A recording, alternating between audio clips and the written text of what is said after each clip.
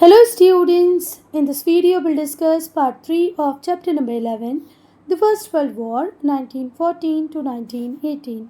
Students, I hope you'll have seen part 1 and part 2 of this chapter. If not, do watch it. Students, till here we have completed everything in part 2. बेटा part 2 में हम लोग यहाँ तक पढ़ चुके हैं. part 3 हम स्टार्ट करेंगे इस टॉपिक से जो है रिमेनिंग पीस ट्रीटीज़.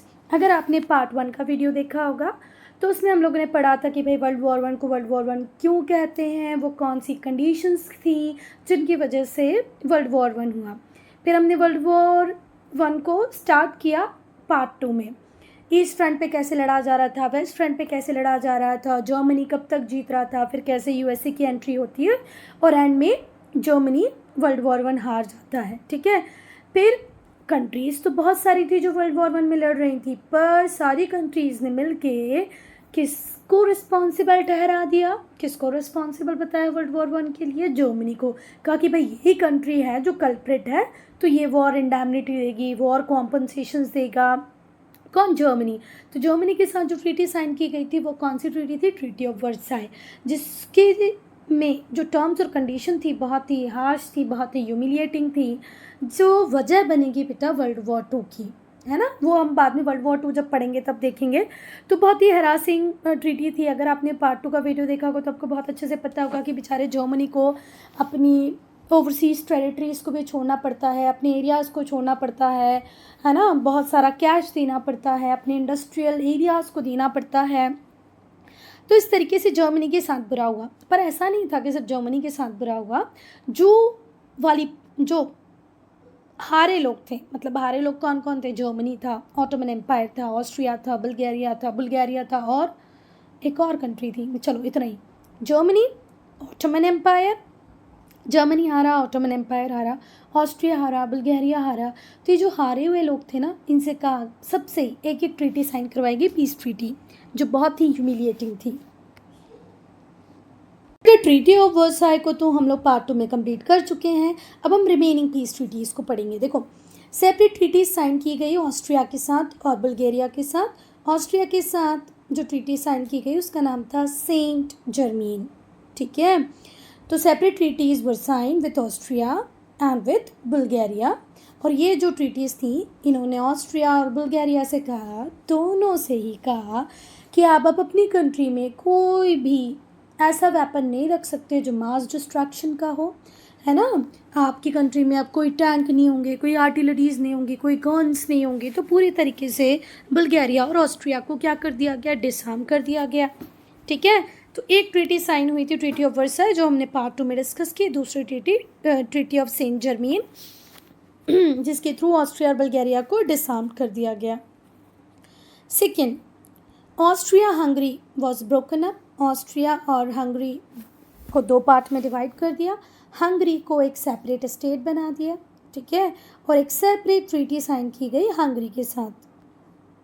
अच्छा बेटा, यहाँ पर ऑस्ट्रिया के साथ जो ट्रीटी साइन हुई उसका तो नाम दिया है सेंट जर्मेन, पर बुल्गारिया के साथ जो ट्रीटी साइन हुई उसका नाम नहीं दिया है. तो वो थी treaty of newly. Treaty of newly. Austria के साथ साइन हुई सेंट जर्मेन. बुल्गारिया के साथ जो साइन हुई वो थी ट्रीटी ऑफ न्यूली. ये कैसे उसको बेटा? देखो, NEUILLY, treaty of newly. NEUILLY, treaty of newly. ये किसके साथ साइन हुई थी? बुल्गारिया के साथ. और सेंट जर्मेन किसके साथ साइन हुई थी? ऑस्ट्रिया के साथ. अच्छा, नाम तो इस ट्रीटी का भी नहीं दिया गया है जो हंगरी के साथ साइन हुई. ऑस्ट्रिया हंगरी को 2 भागों में डिवाइड कर दिया गया. हंगरी के साथ एक सेपरेट ट्रीटी साइन हुई और हंगरी को एक सेपरेट स्टेट का दर्जा दे दिया गया, मतलब हंगरी को एक सेपरेट स्टेट की तरह रिकॉग्नाइज किया गया.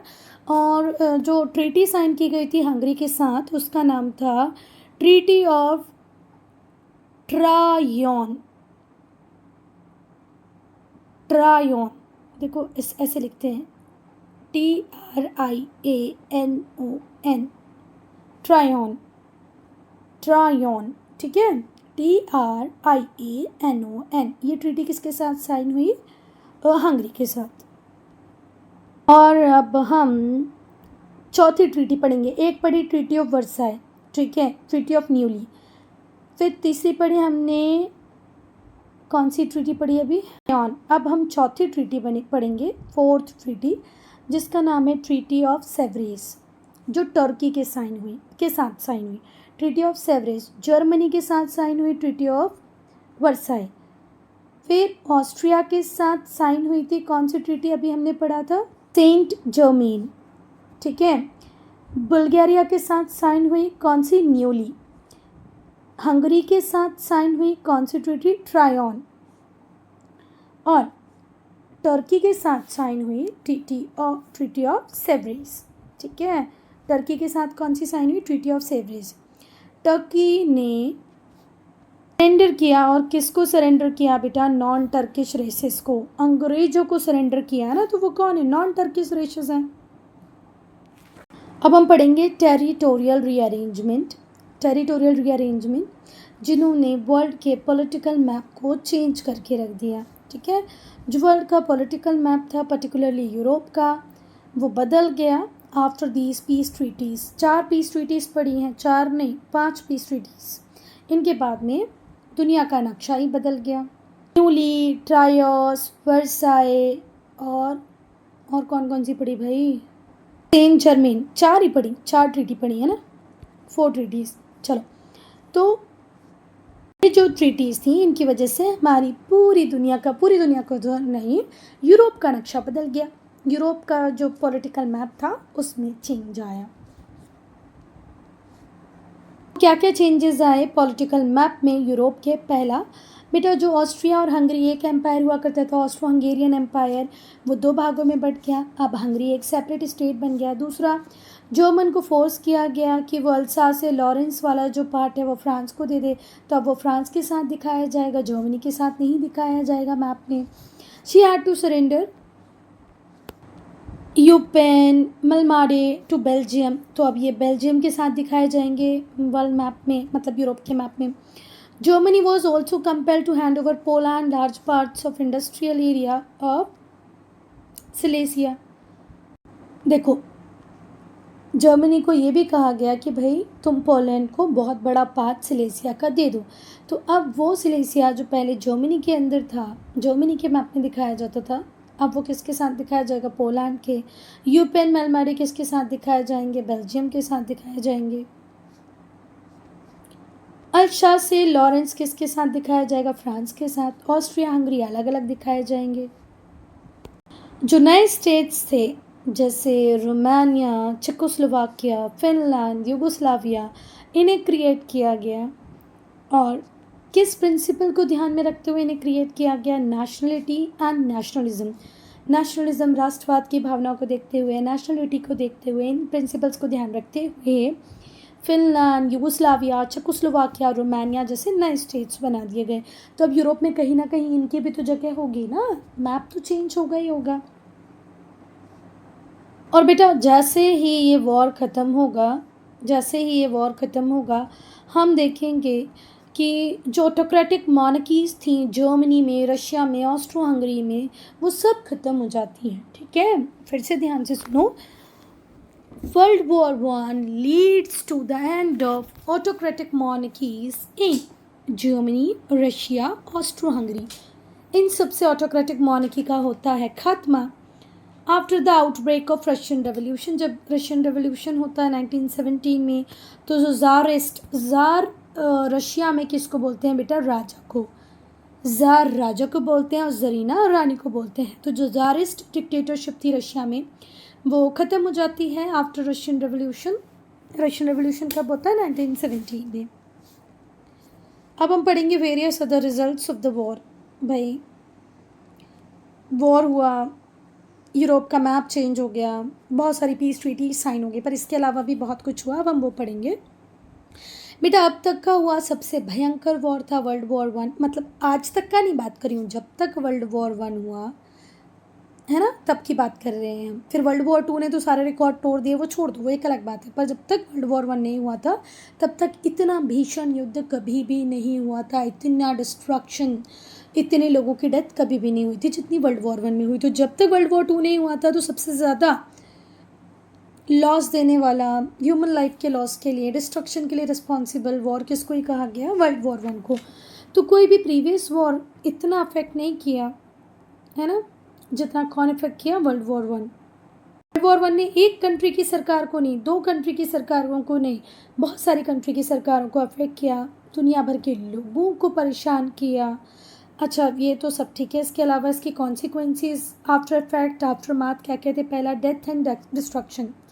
बेटा देखो, जब भी हम वॉर लड़ते हैं, 2 दिन लड़े 4 दिन लड़े तो हमारे इतने सारे सोल्जर्स डाई कर जाते हैं। तो वर्ल्ड वॉर वन तो 1914 से लेकर के 1918 तक चला ना भाई। तो 1914 से जो चीज़ चल रही है 1918 तक, लगभग 5 साल अगर हम लड़ रहे हैं तो तुम्हें क्या लगता है लोग नहीं मरे होंगे, है ना? जब बॉम्बार्डिंग हुई होगी तो क्या लॉसेस नहीं हुए होंगे, डिस्ट्रक्शन नहीं हुआ होगा? तो फर्स्ट है डेथ एंड डिस्ट्रक्शन। जो लॉस हुआ लाइफ का वो टेरेबल था, शॉकिंग था। वास्तव में, इंडीड का मतलब होता है वास्तव, वास्तव में जो लॉस हुआ लाइफ का, ठीक है, वो बहुत ज़्यादा शॉकिंग था। ऐसा बिलीव किया जाता है nearly 9 million people were killed. 1 2 3 4 5,000 10,000 नहीं बेटा, 9 मिलियन पीपल की डेथ होती है at the time of world war one. और बहुत सारी जो यूरोपियन कंट्रीज़ होती हैं उनकी इकॉनमी भी शटर कर जाती है। लगभग कुछ कंट्रीज़ तो पूरी तरह बर्बाद ही हो जाते हैं। National self determination, then national self determination. बेटा बहुत ज़्यादा जोर इस बात पे दिया जाता है, किस पे, नेशनलिज्म पे, सेल्फ डिटर्मिनेशन पे। जब पीस कॉन्फ्रेंस हो रही होती है पेरिस में, तो जो लोग वहाँ पर बैठे होते हैं वो वर्ल्ड वॉर वन के क्राइसिस को फेस किए होते हैं, तो उन्हें पता है कि अगर नेशनलिज्म की फीलिंग को आज भी हमने ध्यान में नहीं रखा तो जल्दी ही हम सेकेंड वर्ल्ड वॉर देखेंगे, ठीक है? तो भाई कुछ ऐसा किया जाए कि एक जैसे नेशनलिटी वाले जो लोग हैं वो एक एरिया में रहें, जिससे बाद में कोई कॉन्फ्लिक्ट, कोई प्रॉब्लम ना हो। तो जो पीस कॉन्फ्रेंस हुआ पेरिस में, उस पर ज़ोर इस बात पे था, नेशनलिज्म पे। हमने देखा कि कैसे नए स्टेट्स बने, चेकोस्लोवाकिया, यूगोस्लाविया, पोलैंड, जो कि 18th सेंचुरी में रशिया, ऑस्ट्रिया, प्रूशिया आपस में डिवाइड किए हुए थे, उससे भी एक इंडिपेंडेंट स्टेट बना दिया। मतलब अब वो जो लोग पीस कॉन्फ्रेंस में बैठे थे पेरिस में, वो नहीं चाहते थे कि भाई हम कारण बने अब किसी बड़े वॉर का।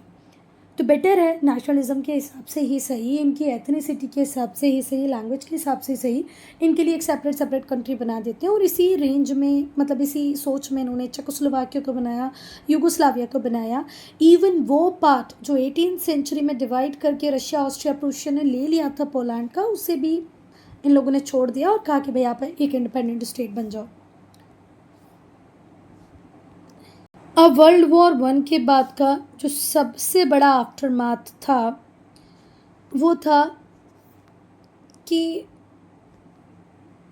डिक्टेटरशिप जैसी अतिवादी ताकतें आएंगी। देखो, मोनार्की, ज़ारिस्ट रजीम ख़त्म होगी, तो इस वैकेंसी को फिल करने के लिए कोई ना कोई तो आएगा। अब देखो, रशिया में राजा नहीं है, तो राजा नहीं है तो क्या, मतलब किसी का तो शासन, किसी की तो गवर्नमेंट चलेगी ना।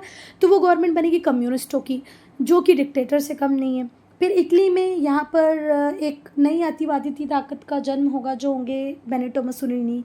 ऐसे ही जर्मनी में होगा, नाजिज्म का राइज होगा। तो हमने देखा कि वर्ल्ड वॉर वन के बाद नई आइडियोलॉजी का राइज होगा, और ये जो आइडियोलॉजीज़ होंगी बेसिकली किस नेचर की होंगी, डिक्टेटर नेचर की होंगी। तो for a time democracy and republican form of government seems to be gaining ground. वो टाइम जब डेमोक्रेसी आएगी, रिपब्लिक गवर्नमेंट बनेगी, इसके लिए अभी लोग सोच रहे हैं। ये आइडिया अभी ग्राउंड पे अपना पकड़ बना रहा है ना? तो ये पूरी तरह काम कर पाता, इसके पहले ही ऐसा होने लगा कि लोगों का विश्वास डेमोक्रेसी से ख़त्म होने लग गया। जैसे हम बात करें जर्मनी की, तो जर्मनी में जैसे ही डेमोक्रेसी आई, ठीक है, वाइमर रिपब्लिक के फॉर्म में, जब वर्ल्ड वॉर वन हो गया, ट्रीटी ऑफ वर्साई साइन करती है वाइमर रिपब्लिक। तो जो वाइमर रिपब्लिक होती है बेटा, उसे लोग नवंबर क्रिमिनल्स कहते हैं, क्योंकि जर्मनी के लोगों को लगता है कि भाई ये वाइमर रिपब्लिक है जिसने ये पीस ट्रीटी साइन की, जिसके थ्रू हमारे जर्मनी को इतने लॉसेस बियर करने पड़े। और उस टाइम में जर्मनी में डेमोक्रेसी एक फ्रेजाइल आइडिया था बेटा, बहुत फ्रेजाइल था। तो लोग इस बात को नहीं समझ पा रहे कि यार ये वो सिस्टम है जो अभी शुरू हो रहा है, जो बनेगा। लोगों को डे वन से उससे एक्सपेक्टेशन हो गई। तो जहाँ जहाँ डेमोक्रेसी नई नई जन्मी थी वहाँ देखा कि डेमोक्रेसी फेल हुई, लोगों का डिस्ट्रस्ट जागा डेमोक्रेसी के टूवर्ड्स कि भाई यार ये वो सिस्टम नहीं है जो हमारे लिए काम करेगा। रशिया में ज़ारिस्ट डिक्टेटरशिप तो खत्म हुई पर उसे रिप्लेस कर दिया किसने? कम्युनिस्ट पार्टी की डिक्टेटरशिप ने। राजा गया जो कि एक डिक्टेटर था, उसके बाद कम्युनिस्ट पार्टी आई जो भी एक डिक्टेटर थी। फिर हमने देखा इटली और जर्मनी और फ्रांस नहीं सॉरी स्पेन, इटली में, जर्मनी में, स्पेन में डेमोक्रेटिक गवर्नमेंट पूरी तरह फेल कर जाती हैं। इटली में भी, जर्मनी में भी और स्पेन में भी जो डेमोक्रेटिकली इलेक्टेड गवर्नमेंट होती है वो पूरी तरह फेल कर जाती हैं। और यहाँ पर हम देखते हैं फैसिज्म, नाजिज्म जैसी अतिवादी ताकतें, डिक्टोरियल सिस्टम, इनका राइज होगा। Then emergence of United States. बेटा देखो वर्ल्ड वॉर 1 जब तक नहीं हुआ था ना, इंग्लैंड इंग्लैंड इंग्लैंड इसका ही बोलवाला था। मोर देन 60% ऑफ लैंड जो वर्ल्ड की थी उस पर कंट्रोल इंग्लैंड का था। एक टाइम में तो ऐसा कहा जाता था कि इंग्लैंड का सूर्य कभी अस्त ही नहीं होता है। ऐसा इंग्लैंड पीछे चला जाएगा, यूनाइटेड स्टेट्स ऑफ अमेरिका आगे की तरफ आ जाएगा वर्ल्ड वॉर 1 के बाद, क्योंकि वर्ल्ड वॉर 1 में यूनाइटेड स्टेट्स ऑफ अमेरिका को बहुत ज़्यादा गेन हुए। ठीक है, इन्होंने बहुत बढ़िया तरीके से अपनी वॉरफेयर मशीनरी को सेल आउट किया, फ्रांस को, इंग्लैंड को, है ना, और बहुत पैसा कमाया। तो यूरोप को अब कर्जा देने का काम करेगा कौन? United states. और यूनाइटेड स्टेट्स ये नहीं करेगा कि इंग्लैंड को ही दे, फ्रांस को ही दे, जो जीती हुई पार्टी है जर्मनी जैसी कंट्री को भी United states bail out package देगा जिसका नाम होगा डावेस प्लान। कभी हम आगे पढ़ेंगे, शायद हो नहीं हो।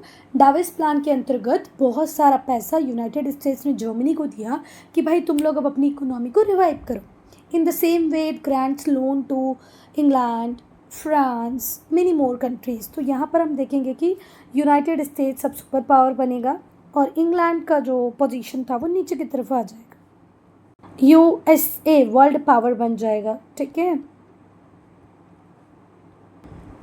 तो बेटा जो आर्मिस्टिक साइन होता है नवंबर 1918 को, वो 14 पॉइंट्स पे बेस्ड होता है। ठीक है, जिन्हें फॉर्मुलेट किया था, जिन्हें बनाया था किसने? प्रेसिडेंट वुडरो विल्सन ने, जो कहाँ के थे? अमेरिका के थे। तो यहीं से देख लो ना, अमेरिका का बोलबाला बढ़ गया है कि जो आर्मिस्टिक मतलब जो क्या बोलते हैं, युद्ध विराम संधि साइन हुई है ना नवंबर 1918 को, जिससे युद्ध विराम हुआ। उसमें 14 पॉइंट्स थे और वो 14 पॉइंट फॉर्मुलेट करने वाले, लिखने वाले कौन थे? Woodrow Wilson. हम उसके कुछ इम्पॉर्टेंट पॉइंट्स पढ़ेंगे जो वुडरो विल्सन ने लिखे थे। पहला, रिडक्शन ऑफ आर्मामेंट्स। भैया जितने आर्म्स बनाए जा रहे हैं, भले वो रशिया हो, जर्मनी हो, फ्रांस हो या यूनाइटेड स्टेट्स ऑफ अमेरिका हो, सबसे कहा गया कि भैया आर्मामेंट्स में रिडक्शन करो, थोड़े कम आर्म्स बनाओ, वेपन्स बनाओ। पोलैंड को इंडिपेंडेंस दे दो, है ना। जो ये 3-4 कंट्रीज़ थी जिन्होंने पोलैंड को बांट रखा था, उनसे कहा कि पोलैंड को एक इंडिपेंडेंट कंट्री बनाओ। देन एक कोई ना कोई ऐसा इंटरनेशनल ऑर्गेनाइजेशन बनाओ जो गारंटी दिलाए कि अब वो सारे स्टेट्स की इंडिपेंडेंस का ध्यान रखेगा, धीरे धीरे करके एक एक करके सारी कंट्री को इंडिपेंडेंस दिला देगा।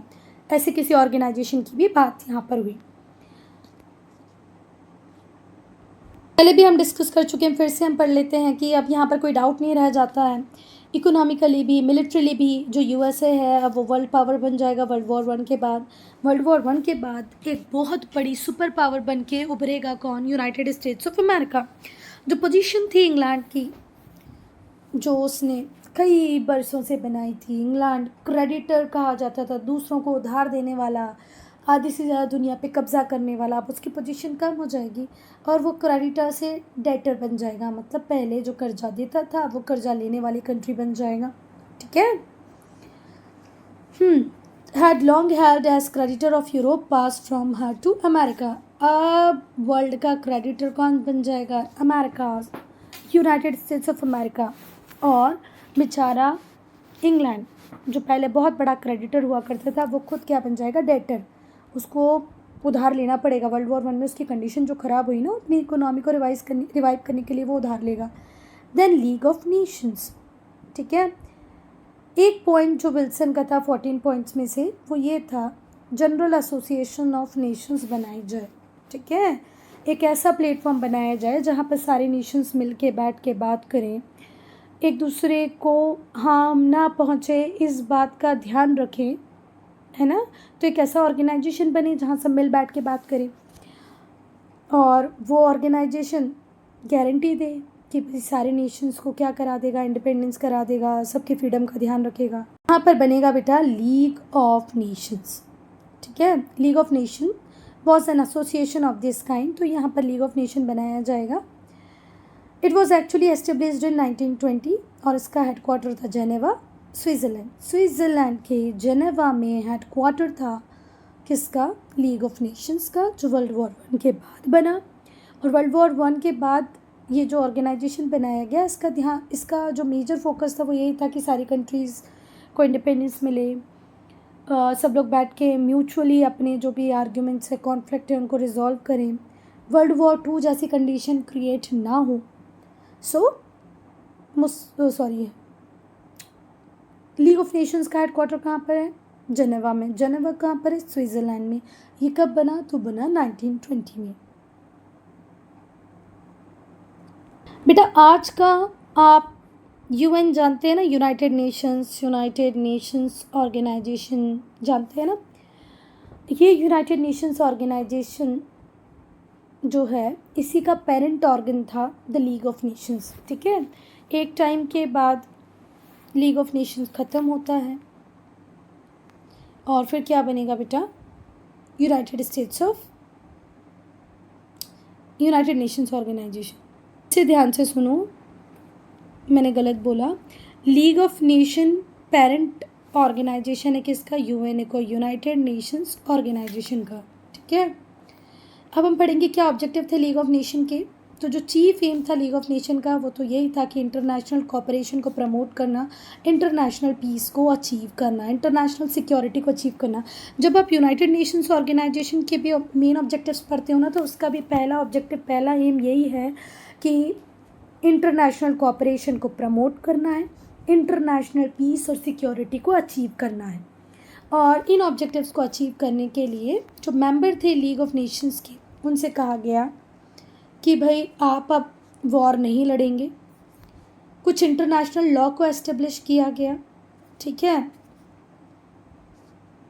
इन्हें सारी ही गवर्नमेंट्स को, डिफरेंट कंट्रीज़ की जो गवर्नमेंट थी उन्हें फॉलो करना था। तो पहला तो लीग ऑफ नेशन ये कहता था कि आप छोटी छोटी बातों के लिए वॉर करने नहीं जाएंगे, ठीक है, वॉर से कुछ नहीं होगा। दूसरा, इंटरनेशनल लॉ बनाए गए जिनको सारी कंट्रीज़ को फॉलो करना था। जब कंट्रीज़ आपस में डील करेंगी तो उन्हें जितने भी ट्रीटी ऑब्लिगेशंस हैं उन सबको रेस्पेक्ट करना पड़ेगा, ठीक है। जब भी कंट्री एक दूसरे के साथ डील करें तो जो ट्रीटीज़ उनके बीच में हुई है उनको फॉलो करें, उनमें जो टर्म्स कंडीशन लिखी गई हैं उनको रेस्पेक्ट करें। अच्छा, वॉर रोकना तो एक बड़ा काम था ही था लीग का, इसके अलावा भी बहुत सारे काम थे बेटा। पहला, मेंटेनेंस ऑफ स्टेटस को, मतलब वो सिचुएशन, ठीक है, उसको मेंटेन रखना जो कब बनी, पीस कॉन्फ्रेंस के बाद, पेरिस में जो पीस कॉन्फ्रेंस हुआ उसके बाद जो सिचुएशन आई, शांति हुई सब जगह, तो उसको मेंटेन रखना। जो नेशनल माइनॉरिटीज़ हैं बेटा, हर कंट्री में माइनॉरिटीज़ अलग होंगी। अमेरिका में माइनॉरिटीज़ अलग होंगी, तो टर्की में अलग होंगी, इंडिया में अलग होंगी, चाइना में अलग होंगी। तो बेटा हर कंट्री में माइनॉरिटीज़ हैं, उनकी अपनी प्रॉब्लम है, तो उन्हें प्रॉपर प्रोटेक्शन देना, the protection of national minorities. Then proper administration of territories. बेटा हम लोगों ने पार्ट 2 में डिस्कस किया था कि कुछ मैंडेट टेरिटरीज़ थी, ठीक है, तो उनका भी प्रॉपर एडमिनिस्ट्रेशन होना चाहिए। इसका ध्यान भी रखना चाहिए उन कंट्रीज़ को जिनको इसकी अथॉरिटी दी है। तो बेटा लीग ऑफ नेशन के मैंडेट में जितनी भी कंट्रीज़ थी उनका भी प्रॉपर एडमिनिस्ट्रेशन हो, इसका भी ध्यान रखना था। लोग इसको कनेक्ट नहीं कर पा रहे हैं वो इस पैराग्राफ को देखो, ये हमने पार्ट 2 में डिस्कस किया था कि भाई ब्रिटेन को कंट्रोल दे दिया गया था पैलेस्टाइन और मेसोपोटामिया का, कि भाई यहाँ पर इकोनॉमिक डेवलपमेंट आप करो, प्रॉपर यहाँ पर सारा सेटअप जमा दो, ठीक है, यहाँ इकोनॉमी अच्छी कर दो, पॉलिटिकल रिफॉर्म्स कर दो, जिससे हम इन कंट्रीज़ को एक ऐसी कंट्री बना पाएँ जो अपने आप अपने डिसीजंस ले पाए, इंडिपेंडेंट कंट्री बन जाए। तो पैलेस्टीन और मेसोपोटामिया की रिस्पॉन्सिबिलिटी किसको दी गई थी? ब्रिटेन को दी गई थी। यहाँ पर वही कहा जा रहा है कि वो टेरिटरीज़ जो मैंडेट के अंदर लीग ऑफ नेशन ने डिफरेंट नेशंस को दी हैं, उनका भी प्रॉपर एडमिनिस्ट्रेशन हो।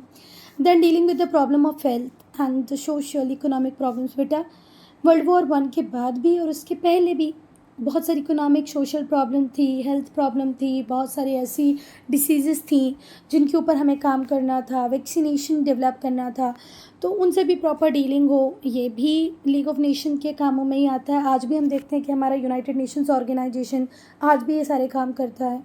कम्युनिकेशन के सिस्टम को स्ट्रेंथन करना था, इम्पोर्टेशन को स्ट्रेंथन करना था, मतलब हर कंट्री दूसरी कंट्री के साथ ट्रेड कर पाए, प्रॉपरली कम्युनिकेट कर पाए, इस तरीके का सिस्टम भी डेवलप करना था।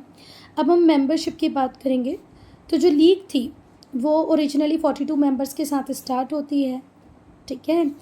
Admission of new members required not less than 2/3 of vote of assembly. अगर किसी नए मेंबर को ऐड करना था, देखो 42 मेंबर्स तो थे, असेंबली के लोगों का कहना ये था कि अगर हम किसी नए मेंबर को ऐड करेंगे तो 2/3 वोट अगर उस पक्ष में पड़े कि हाँ भाई ऐसे मेंबर बना लो तो ही वो असेंबली का मेंबर बनेगा।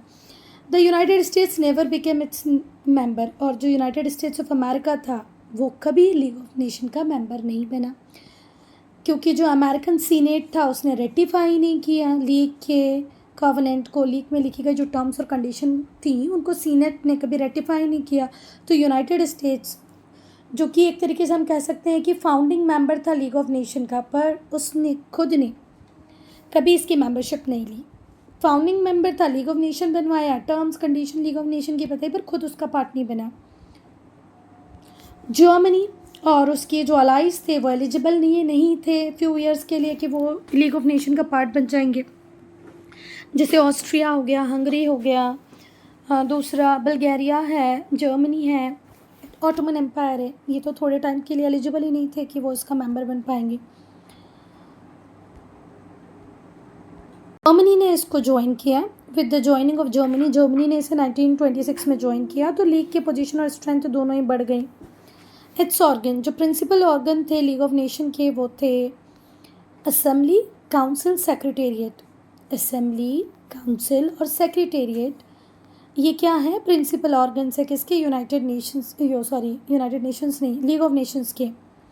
इसमें एक permanent court of international justice भी होता था, इंटरनेशनल लीगल ऑर्गेनाइजेशन भी थी, एक कमीशन प्रॉपर सेटअप किया गया था, किसके द्वारा? पीस कॉन्फ्रेंस के द्वारा।